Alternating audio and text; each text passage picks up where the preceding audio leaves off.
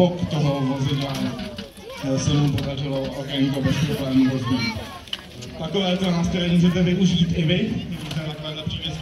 Samozřejmě může být v šoku, zmatená a tak dále, takže je velice důležité, aby někdo s ní byl neustále po celou dobu toho zásahu v kontaktu.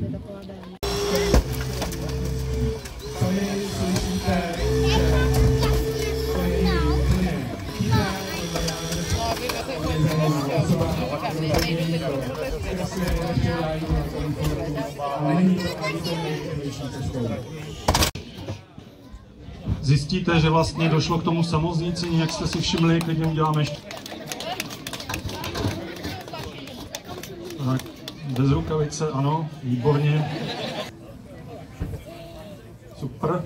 A zase nám to blaflo, to znamená základní pravidlo, jakmile to překlopím, nechám to tam, aby se ten olej...